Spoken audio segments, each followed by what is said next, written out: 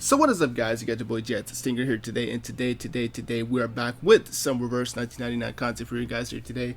And today we're finally going to be showcasing off Vila. I know I had to pause there because you have to kind of build up the moment here. But Vila is finally here. I finally got her. I got her about a couple days ago, and it took me a little bit of time to build her up because I kind of used some of my resources for Marcus when I ended up pulling her. But it ended up working out. We ended up finally getting her up to R10. And we finally got her up to I3 level 30 like we always do in our showcases. So let's get right into it. Let's talk about what Vila does. So this is Vila. Vila is a plant-based healer, support, and a purification unit, and she does pretty much a lot. She is well known for being one of the best healers of the current game. She also provides a really good amount of critical rate, critical damage, and that's going to really revive the mental meta. A lot of people upset that mental basically did not have any supports going into, well, patch 1.8, and now we finally do have an effective mental support, even though Vila can be played on universal teams, but she does provide better benefits to mental units. So we finally do have, a quote-unquote dedicated mental support, which is also really good, and she just turns out to be one of the best buffers out there for crit rate teams, because obviously she can provide you with crit rate, and we'll talk about that when we talk about her kit and everything. So let's get started. Let's talk about with her inheritances. So her inheritances at Insight 1, whenever she enters the battle, she will gain Moxie +1, which is decent. For every other mental damaging ally on the team, gain an additional Moxie +1 up to a Moxie +2.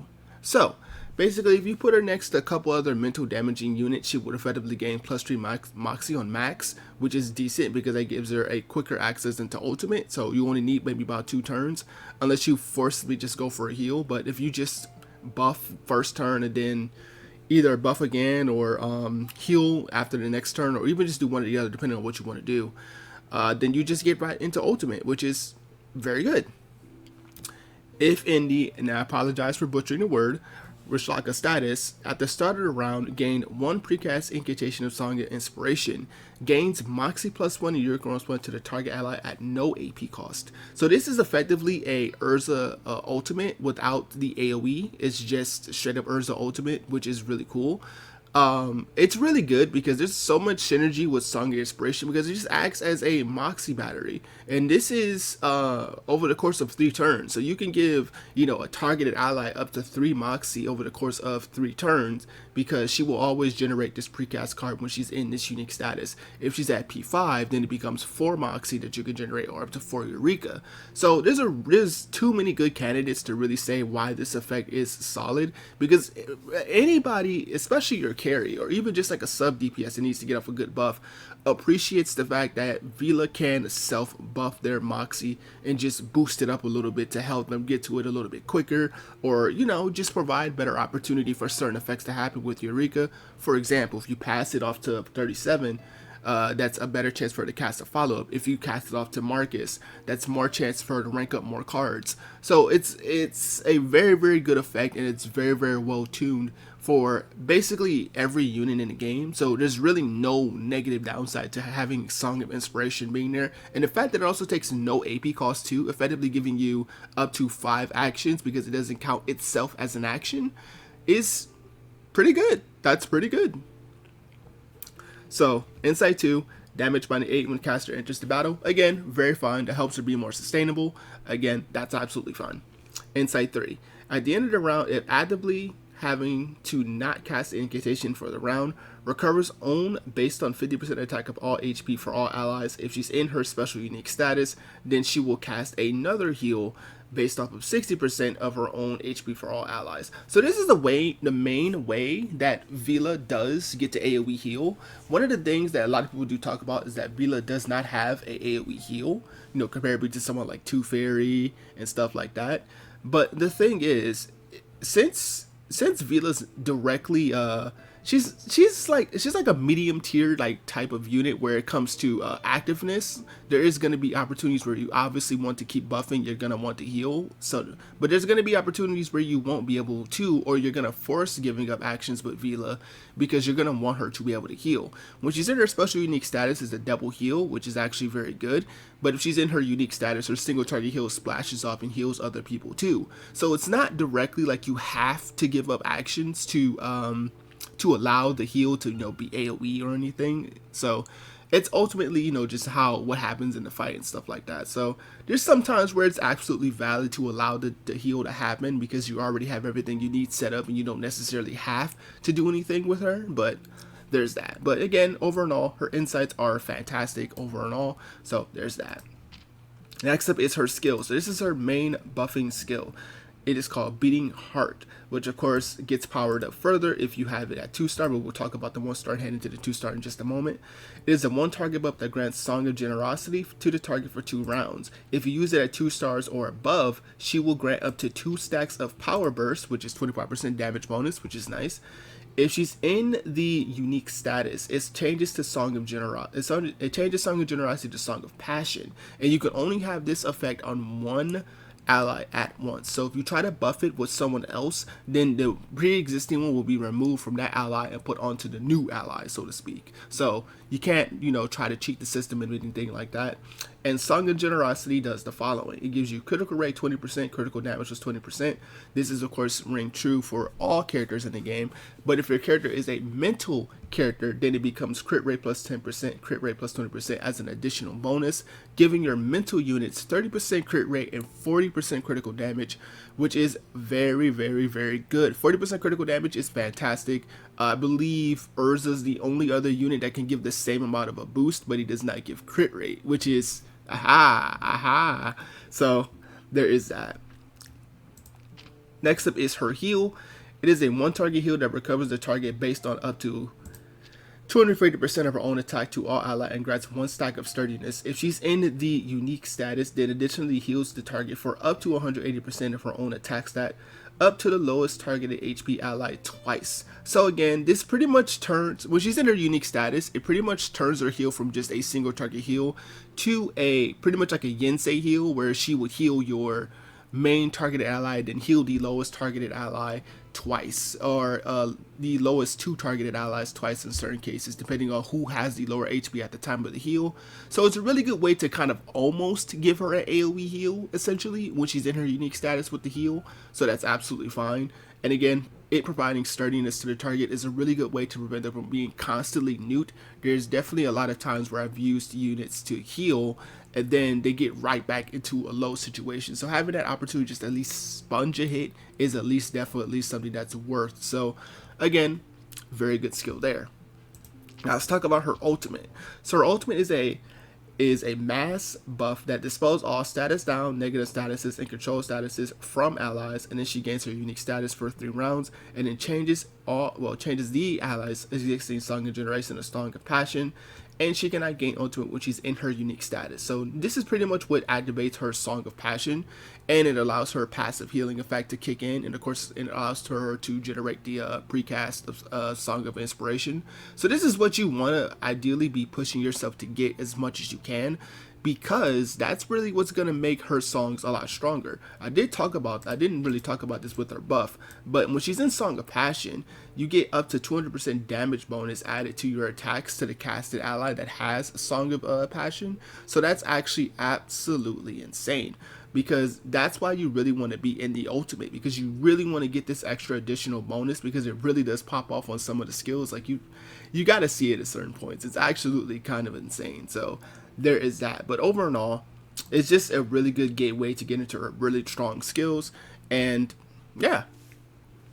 So now let's talk about cube choices. Cube choices. Well, obviously you want to get her own unique cube. Dawn is coming. But for me, I have not been able to get it just yet, because I have not had enough stamina to farm the event and go out and get it. I'll probably wait until the hard mode unlocks so I can get all those first time clear awards, and I'll probably buy her cube that way. Then if you don't have that, if you're just kind of struggling on stamina for like me, or you haven't been able to do the event, just run that Acquisitive Deer. That's absolutely fine. Her second life isn't a terrible option either, because since her effect is a mass effect, then you can at least allow her to get like a small little heal as an ultimate bonus. And it does provide a little bit of attack, which makes her heals a little bit more potent. But again, you definitely just want healing done as opposed to the attack bonus, because she does actually have a pretty decent amount of attack already. So that is definitely the cube choices you want to go to. Let's talk about her portraits. Her portraits are actually really stacked, actually. I'll talk about what you should go for. But anyway, at P1, her buff gets upgraded from 30% crit, 30% crit to 30% crit damage. This also does stack on top of the added effect. So if you're a mental character, then you get 40% crit and 50% crit damage at P1, which again, very, very powerful. That's very, very good. P2 provides you a 30% modifier bonus to her unique effect on Song of Passion, which increases your modifier based on the character that uses that skill. So it basically just makes the modifier 30% stronger. Really nice. P3 upgrades it from a 40 upgrades it to 30/30 to 40/40, which means reality units essentially get the version of her P0 buff without, well, a slightly stronger version of her P0 buff. But mental characters will get a 50/60, which is, again, insanely strong. And then P4 is going to add yet another additional 30% on top of the current one. So it becomes a total 60% modifier buff that is added to the Song of Passion's additional damage effect. And then P5 allows for her special unique ultimate status to last for an additional turn. Now, where should you stop at on Portrays for Vila? I do think P1 is absolutely perfect to stop at. If you do have the means to wail and push a little bit further, go P3, because that 40/40 is absolutely insane, because that's going to make a lot of units hit like an absolute truck. And of course, it's going to make your mental units hit like an absolute freight train. So, I mean, if you really want to go for dupes, go P1, call it a day. If you have the means to go extra, like if you've been saving resources or you have a lot of pools just in general, maybe you can go for P3. And I do think that's absolutely going to be well worth it for you. So there's that.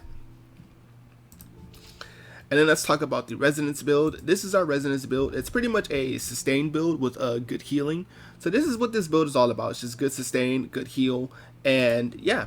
But anyway, that's going to be Vila for you guys. Let's go and take her into some content to show her off and show what she's all about. And I'll see you guys in just a moment. Peace.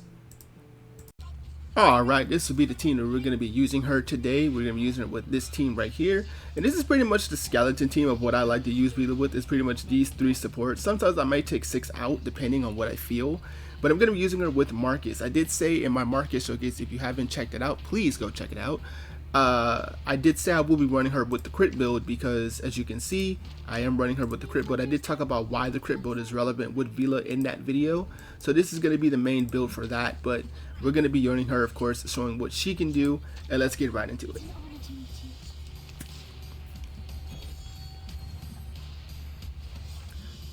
Alright, so first things first is we're going to buff with Vila. We're going to debuff with you, and we're just going to get some extra damage.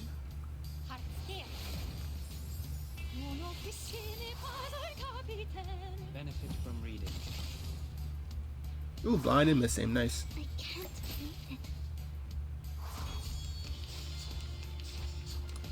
Good cards, by the way.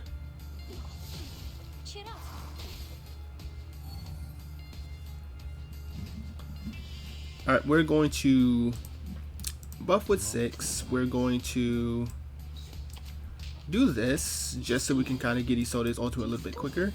And then next turn we can prepare for Vila's ult.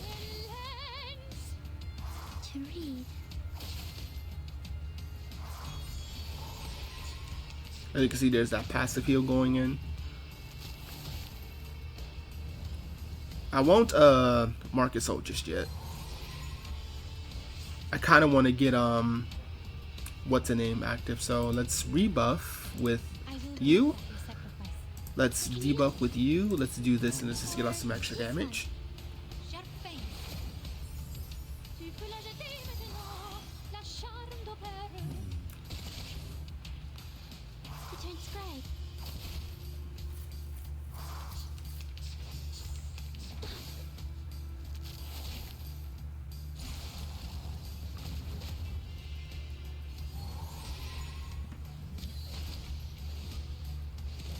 No, so they knocked him into the thing. Nice. Knocked him into his true form. Alright, so we will do this. This will remove 6's freeze, which is a good opportunity to kind of show that off. Good opportunity as ever. We will do this for the rousing morale. We will do this for just ultimate on Marcus, and we'll just stack.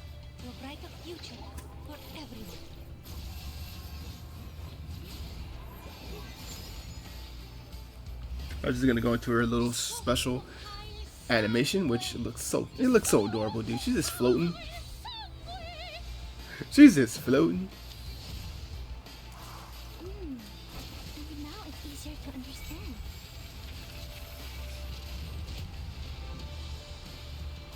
Time to turn the page.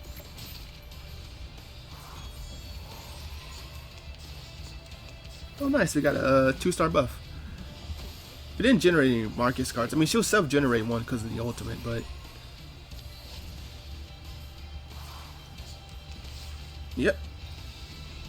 So as you can see here, there's that unique card I was telling you guys about. So let's go ahead and do that. We're gonna pass over to Marcus. We're going to buff with 6 to, of course, activate the Empower Incantation effect. We are going to buff again with Vila. We're going to heal. Yeah, we can heal. We'll pass it off here, and then we will just do this just to get some damage. Incantation might up, that's good. So you see, there's that nice heal. See, look, that did quite a bit of damage, 21k. It went from doing like 7k to 21k. Which is a prime example of this effect is kinda nutty. I just gonna get ranked up to 3-star too. Because of, you know, us having the stuff that we need. I am actually going to pass this off to Isolde this time around. We will debuff with 6 just to put a little bit more damage down. We will debuff with Isolde. We will just attack and attack.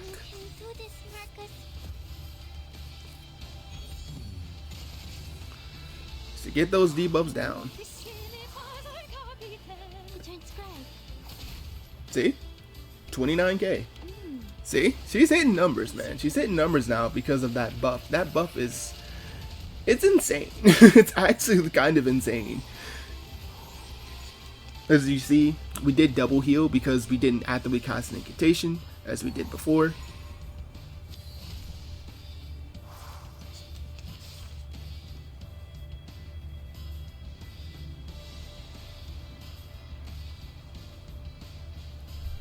Let me see. I mean, it's pretty much over now. We can effectively kill this turn. So let's just do this. We'll do this. We'll do that. And then we'll just 6 ultimate just in case if anything goes terribly wrong. I'm pretty sure Marcus gets the kill here. Yep, 18k done and dusted. And yeah, that is going to be the showcase for Vila. Hope you guys did enjoy the video. Let me know what you guys think about her in the section below. But if you want to ask me if you should pull for her, most definitely you should. She is, bar none, one of the best healers you can ever pick up. Even if you're just starting out, please just pull her because she is very, very, very good. I don't think you should go waiting the 3 patches that you would normally have to wait until she gets to the general pool just to maybe see, oh, maybe I'll pick her up then. No, no, no. I think you should definitely try for her. So, anyway, this has been your boy Stingren. I'll see you guys next time. Peace.